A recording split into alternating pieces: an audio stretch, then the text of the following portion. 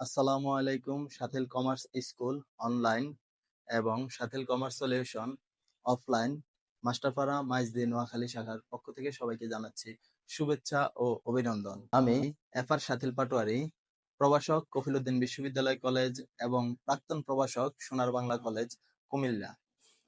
আমি ১৬তম শিক্ষক নিবন্ধনে হিসাব বিজ্ঞান প্রভাষক হিসেবে বাংলাদেশে প্রথম স্থান অর্জন করে চতুর্থ গণবিজ্ঞপ্তির মাধ্যমে কফিলউদ্দিন বিশ্ববিদ্যালয় কলেজে সুপারিশপ্রাপ্ত হয়েছে।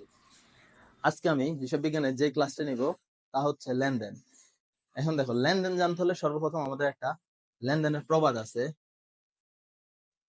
প্রবাদটি হলো, প্রত্যেক লেনদেনই ঘটনা, কিন্তু প্রত্যেক ঘটনা লেনদেন নয়। আবার মনোযোগ দাও, আমি বলতেছি, প্রত্যেক লেনদেনই ঘটনা, কিন্তু প্রত্যেক ঘটনা লেনদেন নয়।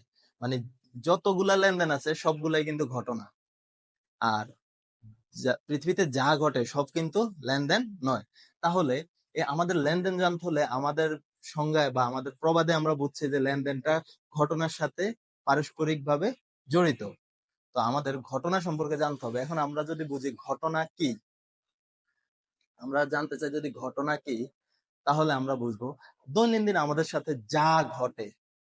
এই যে তুমি সকালে ঘুম থেকে উঠা শুরু করে এখন পর্যন্ত যা করছো সবকিছুই এক একটা ঘটনা। আর এই ঘটনাগুলোর মধ্যে যেই যেই ঘটনার সাথে তোমার অর্থের পরিমাণযোগ্য বা আর্থিক অবস্থার পরিবর্তন ঘটেছে, তাই কি লেনদেন। যেই ঘটনা আর্থিক অবস্থার পরিবর্তন করবে তাই কি লেনদেন। দ্যাট মিনস কিসের পরিবর্তন করবে? আমাদের এ এল ওই আমাদের দায় সম্পদ মালিকানার যে কোনো পরিবর্তন ঘটাবে তাই কি লেনদেন। তাহলে এখন আসি, আমরা আজকে লেনদেন সম্পর্কে একটু বলি। যে যেমন হচ্ছে, জনাব এক্স বা জনাব রহিম 50,000 টাকা নিয়ে ব্যবসা আরম্ভ করলো। তাহলে এটা কি?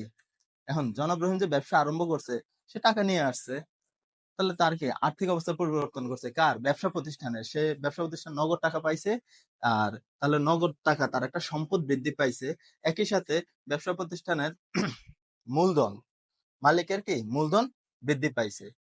আচ্ছা, তো জনাব রহিম 20,000 টাকার পণ্য ক্রয় করলো। তো ক্রয় করলে কি হয়েছে?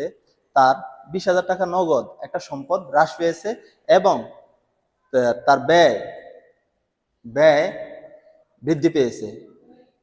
আচ্ছা, এখন আমরা আসি কিছু ঘটনার উদাহরণ দেই যা লেনদেন নয়। যেমন, জনাব রহিম 20,000 টাকা বেতনের একজন ম্যানেজার নিয়োগ দিল। তাহলে তাহলে দেখো, এখন ম্যানেজার নিয়োগ দিছে, কিন্তু ম্যানেজারকে তো বেতন এখনো দেওয়া হয় নাই। তো ম্যানেজার যে নিয়োগ দিছে, তাহলে এখন কি তার কোনো বেতন দেওয়া লাগছে?